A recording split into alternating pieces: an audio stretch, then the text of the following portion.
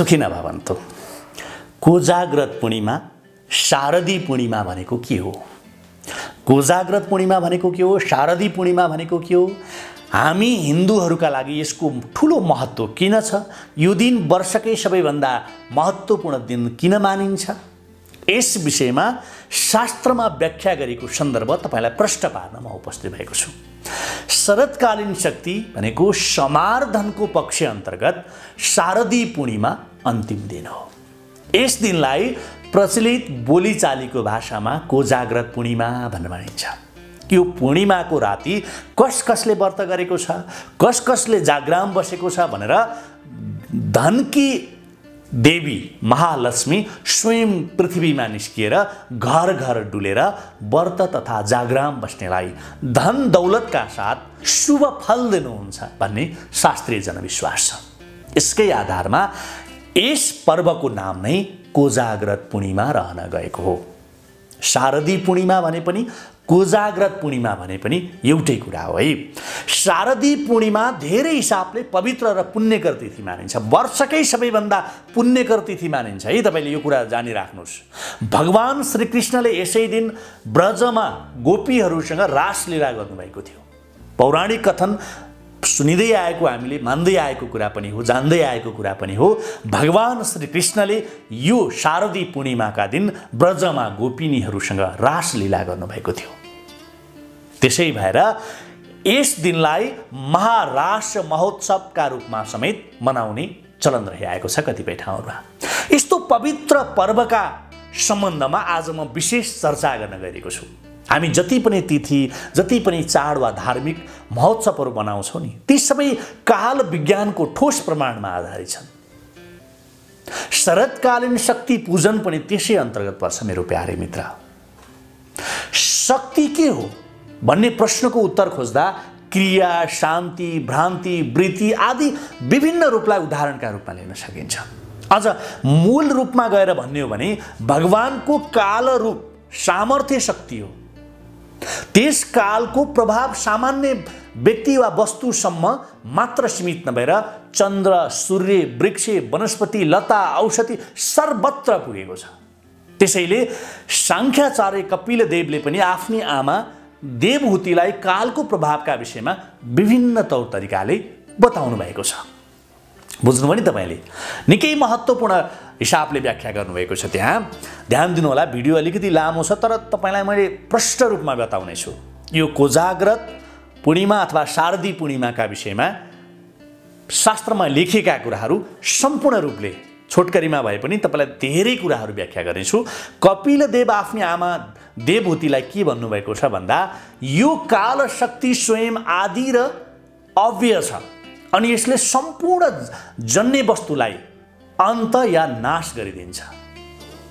यस किसिमको अत्यन्त बलशाली काल शक्तिको भयले वायु बग्ने, सूर्य ताप्ने, इन्द्र वर्षा गर्ने, तारागण चम्कने, वृक्ष, वनस्पति, लता, औषधि आफ्नो आफ्नो समयमा पुष्प फल दिने, नदीहरू प्रवाह लिएर बग्ने, अग्नि बल्ने, समुद्रले मर्यादा ननाग्ने, पृथ्वी धारक रूपले अडिने आदि काम कुराहरू हुने गर्छन्। ब्रह्माले सृष्टि गर्ने, विष्णुले पालन गर्ने अनि रुद्रले संहार गर्ने काम पनि कालको प्रभावको वशीभूत भएर गर्ने हो। र यो कालले व्यक्तिद्वारा व्यक्तिको सृष्टि गराएर अन्त्यमा नाश गराइदिन्छ। कालले गर्ने भनेको कुरा यो। त्यही भएर श्रीमद् भागवतकै अर्को ठाउँमा के भनेको छ भन्दा भगवान दुई रूप, भगवानका दुई रूप प्रत्यक्ष छन्। तिनमा एक हो अन्तवृत्ति आत्मरूप र अर्को बाहिरी रूप हो काल रूप।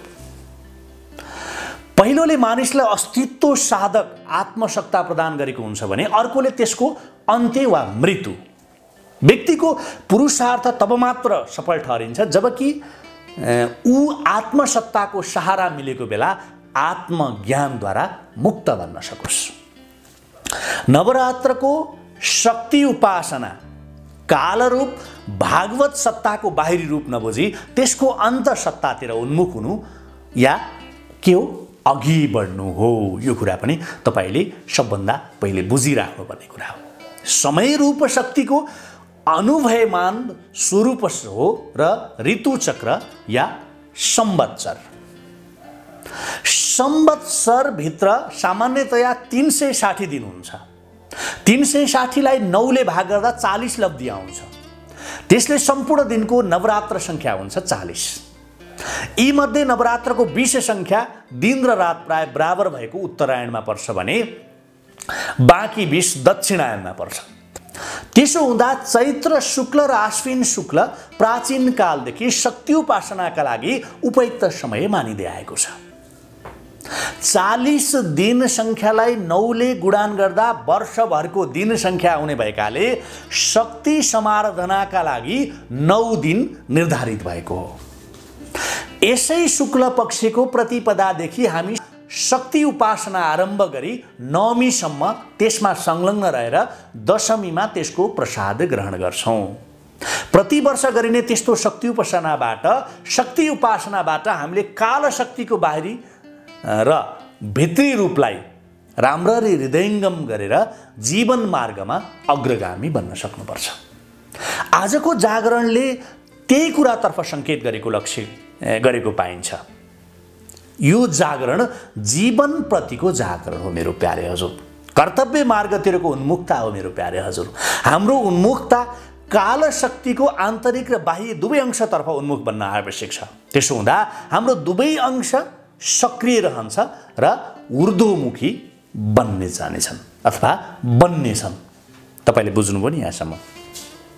र शरतकालीन पूर्णिमालाई वर्षभरको सबैभन्दा राम्रो दिन मानेको छ, किनकि यसै पूर्णिमाको रातमा राशेश्वर कृष्णले महारास रच्नु भएको थियो।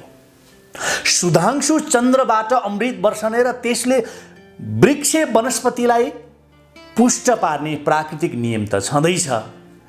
त्यस किसिमको पोषक चाँदनीको बहुलता शरद ऋतुमा अधिक हुने र यो पूर्णिमा त्यो चरम बिन्दुमा पुग्ने कुरा ऋतु विज्ञहरूले बोल्ने गर्छन्। त्यसो हुँदा यो पूर्णिमाको रात सेतो वस्त्र पहिरिएर चाँदनीमा रहेर गाईको दूध तथा त्यसबाट बनेको चीज सेवन गर्ने विधि विधान पनि परापूर्व कालदेखि चलिआएको छ। शरतकालको चन्द्र किरणलाई कामानन्द दिने, प्यास मेटाउने, पित्त शमन पार्ने र दाह हटाउने रूपमा पनि आयुर्वेदमा व्याख्या गरेको छ। कोजाग्रत पूर्णिमा अर्थात् शारदी पूर्णिमामा गर्ने खास कृत्य वा कार्य दुईवटा छन्। तिनमा पहिलो हो कोजाग्रत व्रत बस्ने र दोस्रो हो रामेश्वर पूजन। यस दिनको व्रत बस्नेले लक्ष्मी तथा इन्द्रको विधिपूर्वकको पूजा गरी रातभर दीप बाली जागराम बस्ने गर्नुपर्छ। त्यो रात्रिमा रामोत्सवको रात्रि भएकाले यस दिन कृष्ण वा भगवान श्रीहरि विष्णुको मन्दिरमा विशेष पूजा र सजावट गर्ने, सजावट गर्ने पनि चलन परापूर्व कालदेखि चलिआएको छ। यो रातमा पूर्ण चन्द्रको चाँदनीमा भगवान श्रीकृष्णको प्रतिमा वा मूर्तिलाई राखेर श्रृङ्गार र आभूषणले सजाउने, पूजा तथा दर्शन गर्ने विधि विधान पनि रहिआएको छ। यस दिन सायंकालको भोगमा भगवानलाई खीर वा दूधबाट बनेका विभिन्न नैवेद्य र परिकारहरू चढाउने चलन पनि रहेको छ। श्रृङ्गारमा सेतो वस्त्र, सेतो फूल, मोती जस्ता सेता सफा वस्तुहरू अर्पण गर्नुपर्छ र यो दिनलाई कौमुदी चन्द्र उत्सवको दिन पनि भनिन्छ। यो रातमा जागराम बसेमा ऐश्वर्य वृद्धि हुने कुरा पनि शास्त्रमा उल्लेख छ। तपाईको धन वृद्धि भएर जाने कुरा शास्त्रमा उल्लेख छ। शरतकालीन चन्द्रमाको यस्तै विविध विशेषताले गर्दा यो रात राशेश्वर कृष्णले रास रचाउनु भएको हो। यद्यपि आजभोलि कृष्णका अरू लीलालाई पनि रास भन्ने चलन छ। फेरि अहिलेका मान्छेहरू कृष्ण चाहिँ रास रच्नमा सिपालु थिए। उनका हरेक लीलालाई रासलीलाका रूपमा व्याख्या गर्छन् अहिलेका मान्छेहरू। तर रास र अरू लीला बेग्लै हो। यसको प्रदर्शनको लागि ब्रजमा परम्परागत रास मण्डली पनि बनेको छ।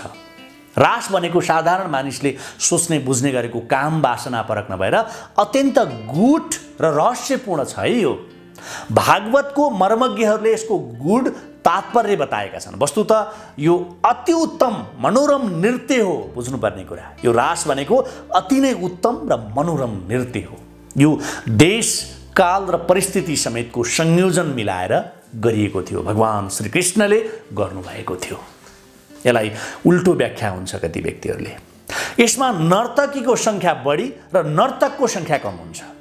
त्यसैले महारास रचाउँदा योगमायालाई वश गरिएको थियो। त्यसैले यो एक रातको घटना भए पनि अरूका लागि यो सामान्य एक रात मात्र नभएर 6 महिनाको थियो।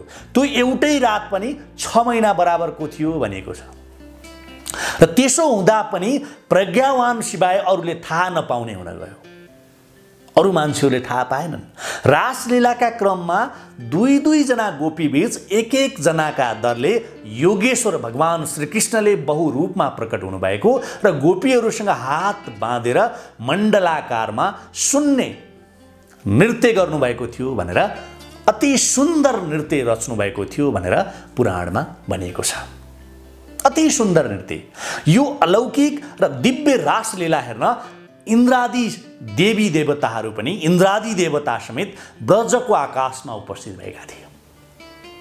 एवं प्रकार रातभर रासलीला संलग्न भएपछि अरुणोदय भए पश्चात सबै गोपीहरू भगवान कृष्णको अनुमतिले आफ्नो घर फर्कन्छन्। र यसरी फर्किएपछि गोपीलाई घरमा आफ्नो पति वा सन्ततिबाट कुनै दोष भाव नराखी दुत्कारने, अपमानित गर्ने कार्यहरू हुँदैन। उनीहरूको पूर्ववत सुखमय र सम्मानित गृहस्थ जीवन अघि बढ्छ। यसरी रासलीलालाई सामान्य नृत्य वा लीलाको रूपमा नबुझी परमात्मा र जीवात्मासँगै एक भावमा नाचेको खेलेको रूपमा बुझ्न जरुरी छ। यसरी बुझ्न जरुरी छ। अब त बुझ्नुभयो होला नि तपाईले यहाँसम्म। भागवत दशम स्कन्धमा पूर्वार्धको यो दशम स्कन्ध पूर्वार्धको 29 अध्यायदेखि 33 अध्याय रासलीलाको वर्णनमा केन्द्रित छ। तपाईले कहाँ भनेर खोज्नुभयो, बुझ्न चाहनुभयो भने भागवतको दशम स्कन्ध पूर्वार्धको 29 अध्यायदेखि 33 अध्यायसम्म। यो रास पञ्चाध्यायका रूपमा चिनिने यी 5 अध्याय श्रीमद् भागवत पुरै ग्रन्थको हृदय स्थानीय मानिन्छ। यस मध्यरातमा कृष्णको वंशीको विचित्र नाच सुनेर सारा चराचर जगत मुग्ध भएको थियो। जीवात्मा परमात्मा प्रति कसरी आकर्षित बन्छ भन्ने कुरा छर्लङ्गिएको छ। अति नै रोचक छ यो। उपास्य उपासकको अत्युत्तम उदाहरण यहाँ दर्शिएको छ मेरो प्यारेहरू। यस्तो उदाहरण दर्शाउन सबैभन्दा उत्तम समय भनेको शरतकालीन समयमा अथवा शरतकालीन पूर्णिमा बाहेक अरू हुनै सक्दैन थियो भन्ने भनेको छ।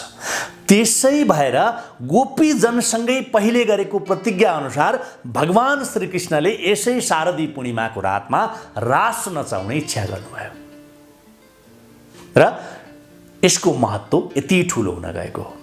आषाढ शुक्ल हरिशयनी एकादशीबाट प्रारम्भ भएको चतुर्मास व्रतको अन्तिम कृत्यको रूपमा रहेको कार्तिक स्नान, आकाश दीपदान र तुलसी पूजन पनि यही दिनमा सुरु भएर चन्द्रमानको हिसाबले महिनाभर चल्छ।